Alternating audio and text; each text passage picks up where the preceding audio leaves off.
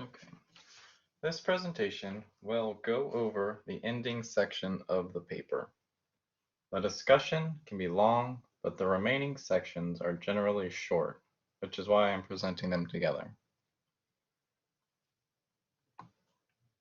So the discussion section is often considered the most important part of a research paper, although I would argue it is likely the abstract, which we will discuss later.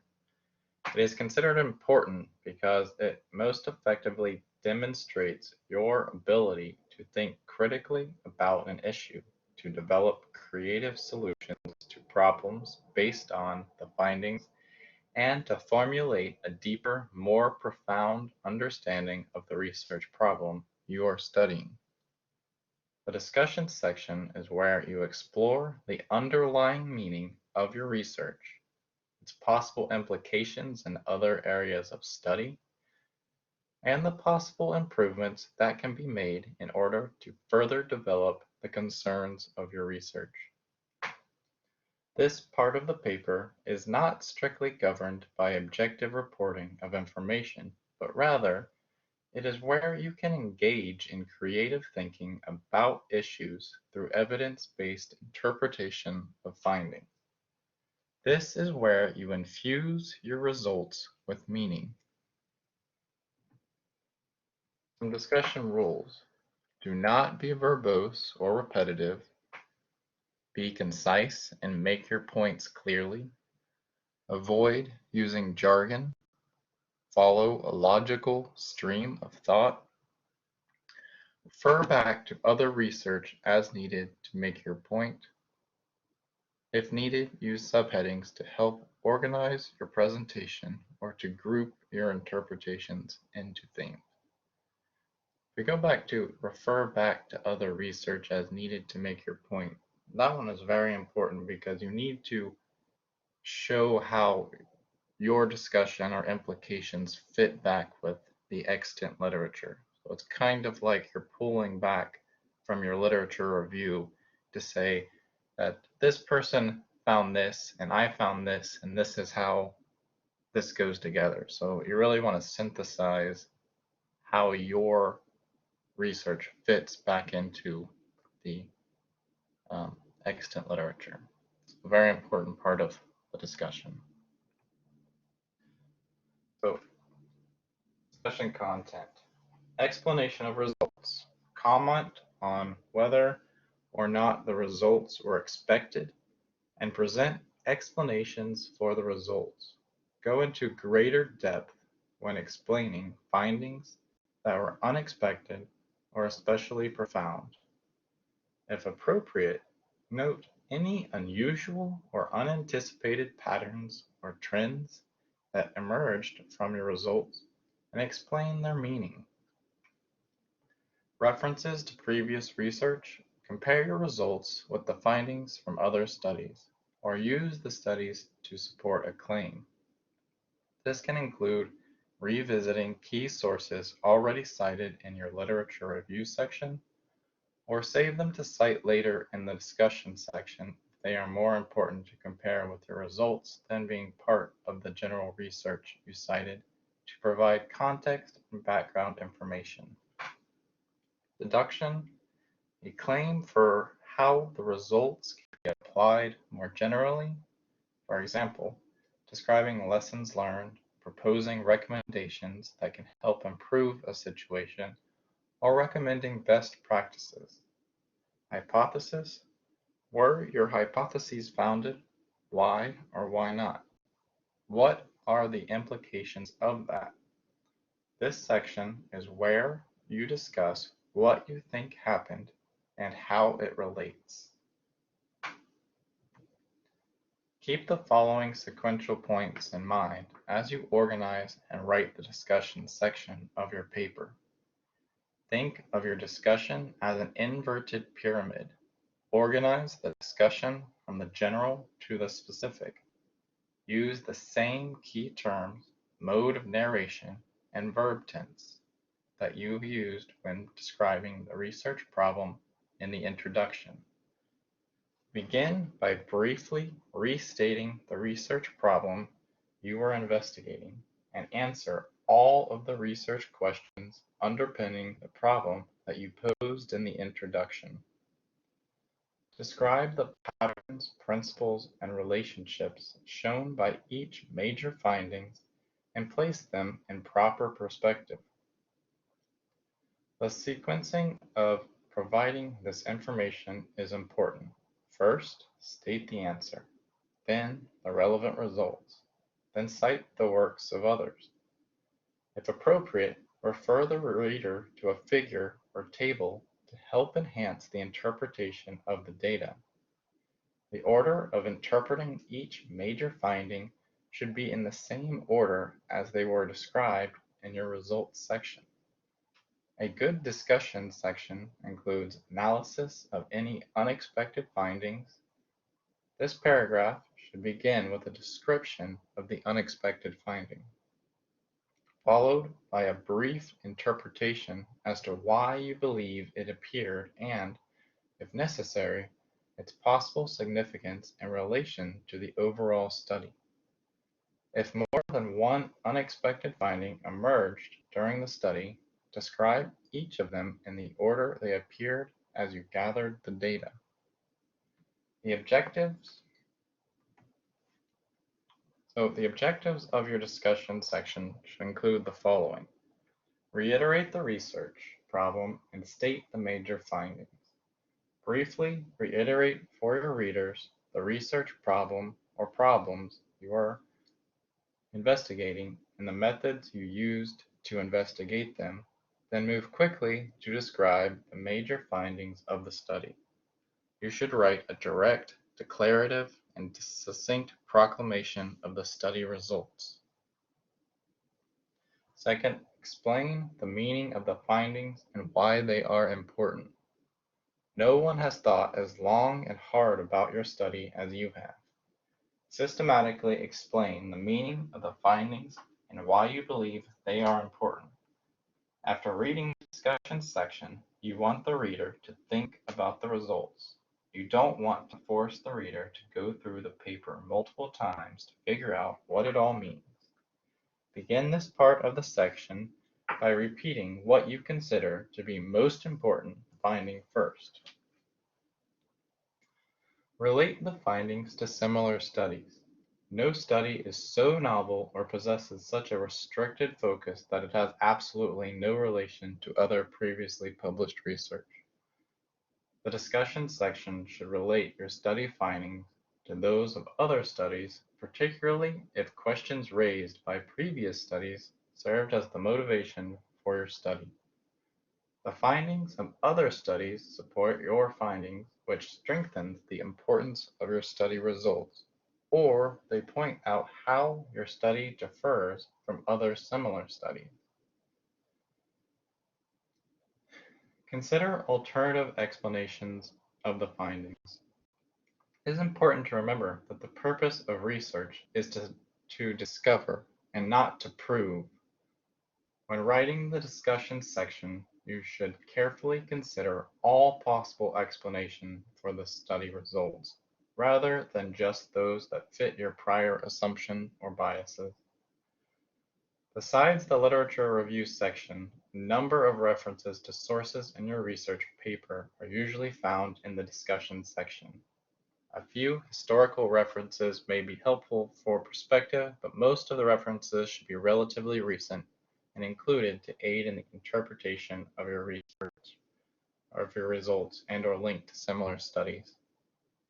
If a study that you cited disagrees with your findings, don't ignore it. Clearly explain why the study's findings differ from yours.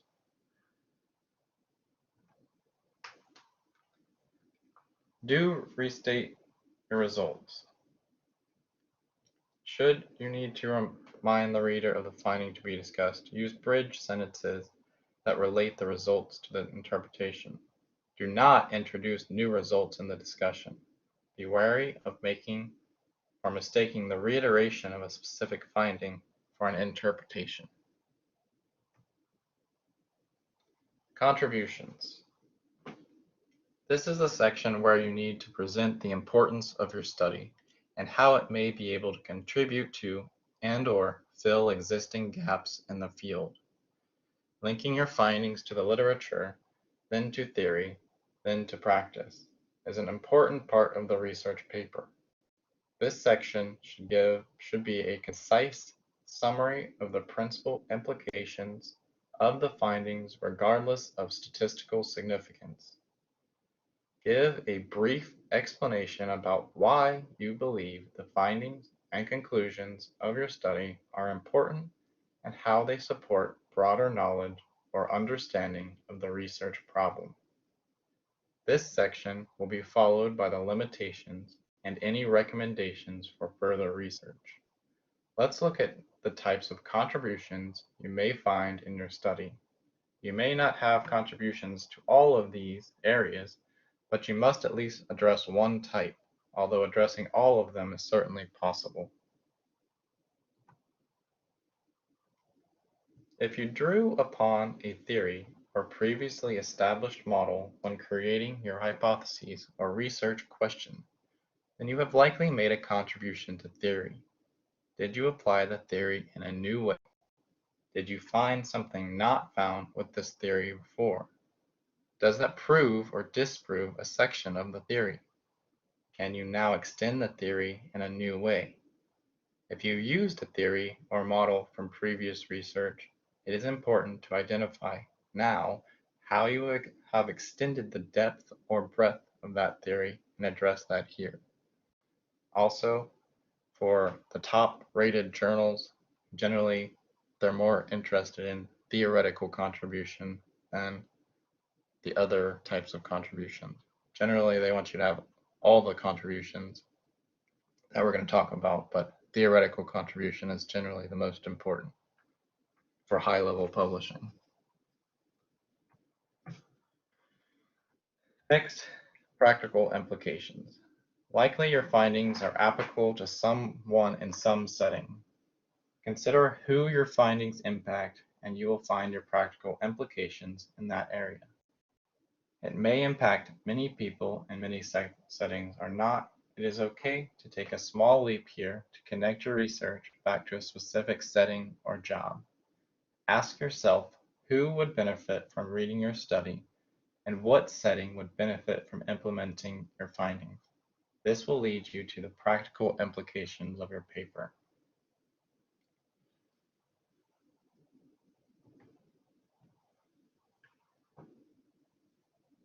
Managerial implications. Since we are in business, many of your studies may have managerial implications. Remember that your study may have implications in one, two, or all of these areas, and any of those are fine. Just match the findings to where they are applicable.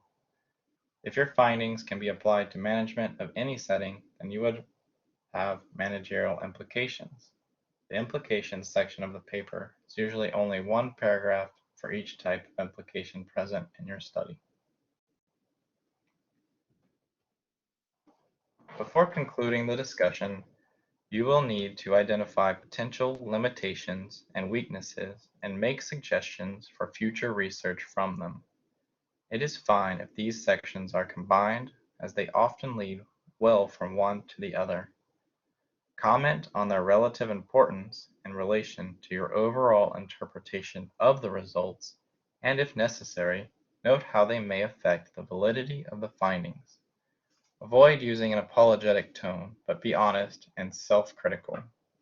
It is far better for you to identify and acknowledge your study's limitations than to have them pointed out by a reviewer. Describe the generalizability of your results to other situations.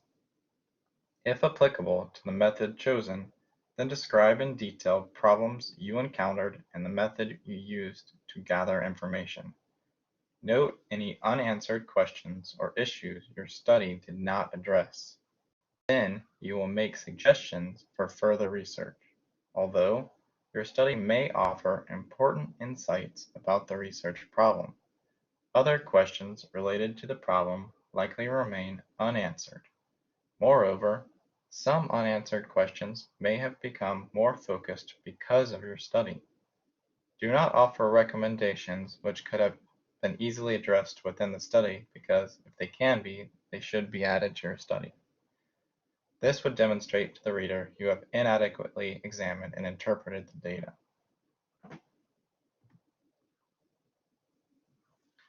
Some do's. Always acknowledge a study's limitations. It is far better for you to identify and acknowledge your study's limitations than to appear to have ignored them. Keep in mind that acknowledgement of a study's limitation is an opportunity to make suggestions for further research. If you connect your study's limitations to suggestions for further research, be sure to explain the ways in which these unanswered questions may become more focused because of your study. Acknowledgement of a study's limitations also provides you with an opportunity to demonstrate that you have thought critically about the research problem, understood the relevant literature published about it, and correctly assessed the methods chosen for studying the problem. A key objective of the research process is not only discovering new knowledge, but also to confront assumptions and explore what we don't know. Claiming limitations is a subjective process because you must evaluate the impact of those limitations. Don't just list key weaknesses and the magnitude of a study's limitations.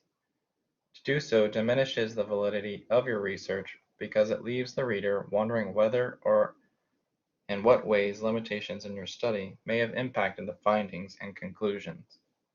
Limitations require a critical overall appraisal and interpretation of their impact.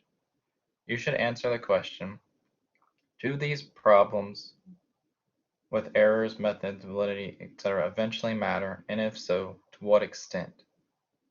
You should describe each limitation in detail but concise terms, and explain why each limitation exists in a matter-of-fact way. All studies have limitations. However, it is important that you restrict your discussion to limitations related to the research problem under investigation.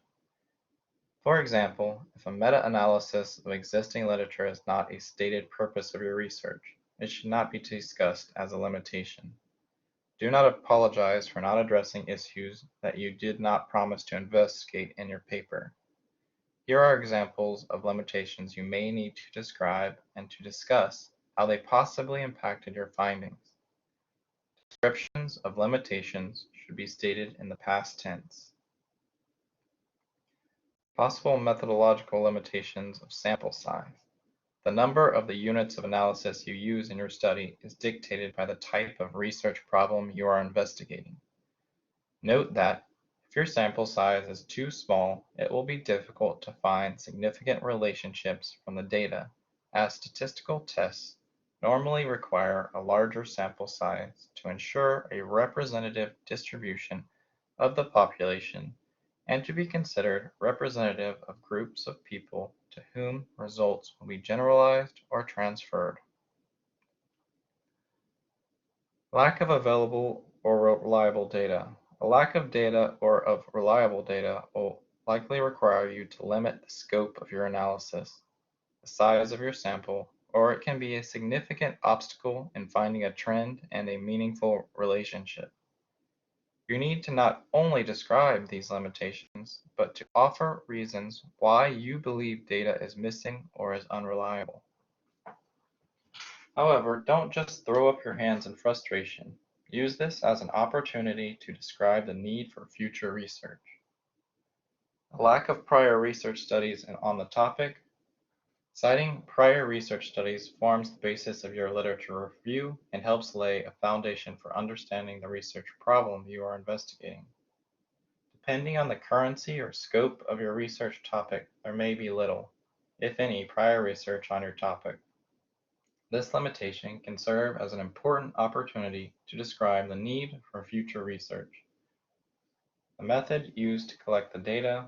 Sometimes it is the case that after completing your interpretation of the findings, you discover that the way in which you gathered data inhibited your ability to conduct a thorough analysis of the results. For example, you regret not including a specific question in a survey that in retrospect could have helped address a particular issue that emerged later in the study. Acknowledge the deficiency by stating you need in future research to revise the specific method for gathering data. Since we aren't doing survey research, this shouldn't explicitly be a problem, but you could experience something similar in other classes.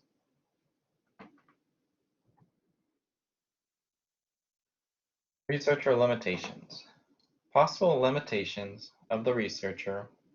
Access. If your study depends on having access to people, organizations, or documents, and for whatever reason access is denied or otherwise limited, the reasons for this need to be described. Longitudinal effects. Unlike a professor who can literally devote years or even a lifetime to studying a single research problem, the time available to investigate a research problem and to measure change or stability within a sample is constrained by the due date of your assignment. Be sure to choose a topic that does not require an excessive amount of time to complete the literature review, apply the methodology, and gather and interpret the results. Cultural and other types of bias. We all have biases, whether we are conscious of them or not. Bias is when a person, place, or thing is viewed or shown in a consistently inaccurate way. It is usually negative, though one can have a positive bias as well. When proofreading your paper, be especially critical in reviewing how you have stated a problem, selected the data to be studied, and what may have been omitted. The manner in which you have ordered events, people, or places, and how you have chosen to represent a person, place, or thing, to name a phenomenon, or to use possible words with a positive or negative connotation. Note that if you detect bias in prior research, it must be acknowledged, and you should explain what measures were taken to avoid perpetuating bias. Fluency in a language. If your research focuses on measuring the perceived value of after-school tutoring among Mexican American English as a second language students, for example, you are not fluent in Spanish. You are limited in being able to read and interpret Spanish language research studies on the topic. This deficiency should be acknowledged. Conclusion. The conclusion is intended to help the reader understand why your research should matter to them after they have finished reading the paper. A conclusion is not merely a summary of your points or a restatement of your research problem, but a synthesis of key points. For a research paper, generally a 2 or 3 paragraph conclusion is sufficient. A well-written conclusion provides you with several important opportunities to demonstrate your overall understanding of the research problem to the reader. These include presenting the last word on the issues you raised in your paper. Just as the introduction gives a first impression to your reader, the conclusion offers a chance to leave a lasting impression. Do this, for example, by highlighting key points in your analysis or findings. Summarizing your thoughts and conveying the larger implications of your study. The conclusion is an opportunity to succinctly answer the "so what" question by placing the study within the context of past research about the topic you've investigated. Demonstrating the importance of your ideas. Don't be shy. Conclusion offers you a chance to elaborate on the significance of your findings. Introducing possible new or expanded ways of thinking about the research problem. This does not refer to introducing new information, which should be avoided, but to offer new insight and creative approaches for framing and contextualizing the research problem based on the results of your study.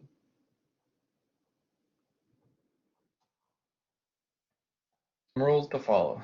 When writing the conclusion of your paper, follow these general rules. State your conclusions in clear, simple language. Do not simply reiterate your results or the discussion. Indicate opportunities for future research as long as you haven't already done so in the discussion section of your paper. The function of your paper's conclusion is to restate the main argument. It reminds the reader of the strengths of your main arguments and reiterates the most important evidence supporting those arguments.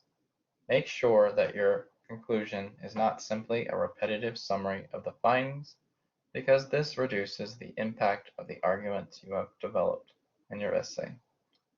Consider the following points to help ensure your conclusion is appropriate.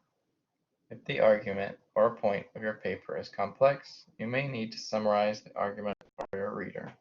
If prior to your conclusion you have not yet explained the significance of your findings, or if you are proceeding inductively, use the end of your paper to describe your main points and explain their significance. Move from a detailed to a general level of consideration that returns the topic to the context provided by the introduction, or within a new context that emerges from the data. The conclusion also provides a place for you to persuasively and succinctly restate your research problem, given that the reader has now been presented with all the information about the topic. Depending on the discipline you are writing in, the concluding paragraph may contain your reflections on the evidence presented or on the essay's central research problem. However, the nature of being introspective about the research you have done will depend on the topic and whether your professor wants you to express your observations in that way. Development strategies to help you move beyond merely summarizing the key points of your research paper may include any of the following. If your essay deals with a contemporary problem, warn readers of the possible consequences of not attending to that problem. Recommend a specific course or courses of action. Cite a relevant quotation or expert opinion to lend authority to the conclusion you have reached. A good place to look is research from your literature review. Restate a key statistic, fact, or visual image to drive home the ultimate point of your paper. If your discipline encourages personal reflection, illustrate your concluding point with a relevant narrative drawn from your own life experiences. Return to an anecdote, an example, or a quotation that you introduced in your introduction, but add further insight that is derived from the findings of your study. Use your interpretation of results to reframe it in new ways. Provide a take-home message in the form of a strong, succinct statement that you want the reader to remember about your study. So, failure to be concise. The conclusion section should be concise and to the point. Conclusions that are too long often have unnecessary detail. The conclusion section is not the place for details about your methodology or results.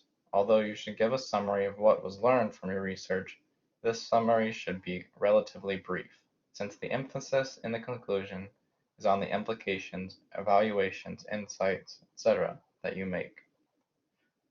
Failure to comment on larger, more significant issues. In the introduction, your task was to move from general to specific. However, in the conclusion, your task is to move from specific back to general. In other words, the conclusion is where you place your research within a larger context. Failure to reveal problems and negative results. Negative aspects of your research process should never be ignored. Problems, drawbacks, and challenges encountered during your study should be included as a way of qualifying your overall conclusions. If you encountered negative results, findings that are validated outside the research context in which they were generated, you must report them in the results section of your paper. In the conclusion, use the negative results as an opportunity to explain how they provide information on which future research can be based. Failure to provide a clear summary of what was learned. In order to be able to discuss how your research fits back into your field of study, you need to summarize it briefly and directly. Often, this element of your conclusion is only a few sentences long. Failure to match the objectives of your research. Often research objectives change while the research is being carried out. This is not a problem unless you forget to go back and refine your original objectives and your introduction. As these changes emerge, they must be documented so that they accurately reflect what you were trying to accomplish in your research, not what you thought you might accomplish when you began. Resist the urge to apologize.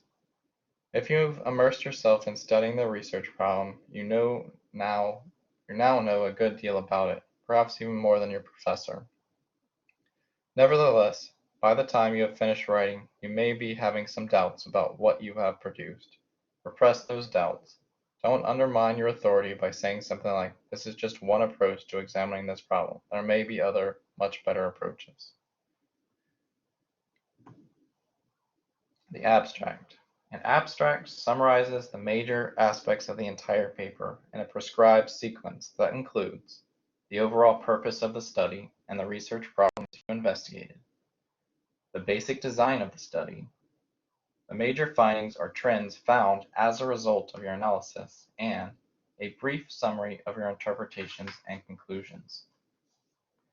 The abstract allows you to elaborate upon each major aspect of the paper and helps readers decide whether they want to read the rest of the paper. Therefore, enough key information, for example, summary results, observations, trends, must be included to make the abstract useful to someone who may want to reference your work. How do you know when you have enough information in your abstract? A simple rule of thumb is to imagine that you are another researcher doing a similar study. Then ask yourself, if your abstract was the only part of the paper you could access, would you be happy with the amount of information presented there? Does it tell the whole story about your study? If the answer is no, then the abstract likely needs to be revised. Types of abstracts. To begin, you need to determine which type of abstract you should include with your paper. There are 4 general types. A critical abstract provides, in addition to describing main findings and information, a judgment or comment about the study's validity, reliability, or completeness. The researcher evaluates the paper and often compares it with other works on the same subject. These types of abstracts are used pretty infrequently. Descriptive abstract. A descriptive abstract indicates the type of information found in the work. It makes no judgments about the work, nor does it provide results or conclusions of the research. It does incorporate key words found in the text and may include the purpose, methods, and scope of the research. Essentially, the descriptive abstract only describes the work being abstracted. Some researchers consider it an outline of the work rather than a summary. Descriptive abstracts are usually very short, 100 words or less. An informative abstract. The majority of abstracts are informative. While they still do not critique or evaluate the work, they do more than describe it. A good informative abstract acts as a surrogate for the work itself. That is, the researcher presents and explains all the main arguments and the important results and evidence in the paper. An informative abstract includes the information that can be found in a descriptive abstract, but it also includes the results and conclusions of the research and the recommendations of the author. The length varies according to discipline, but an informative abstract is rarely more than 300 words. Highlight abstract. A highlight abstract is specifically written to attract the reader's attention to the study. No pretense is made of there being either a balanced or complete picture of the paper, and in fact, incomplete and leading remarks may be used to spark the reader's interest. In that, a highlight abstract cannot stand independent of its associated article. It is not a true abstract and therefore rarely used in academic writing. Although it is the first section of your paper, the abstract, by definition, should be written last since it will summarize the contents of your entire paper. To begin composing your abstract, take whole sentences or key phrases from each section and put them in a sequence that summarizes the paper. Then revise or add connecting phrases or words to make it cohesive and clear. Before handing in your final paper, Check to make sure that the information in the abstract completely agrees with what you have written in the paper. Do not include lengthy background information. Make references to other literature. Say something like, current research shows that, or studies have indicated. Use incomplete sentences, use abbreviations, jargon, or terms that may be confusing to the reader, and include sort of image, illustration, figure, or table or references to them.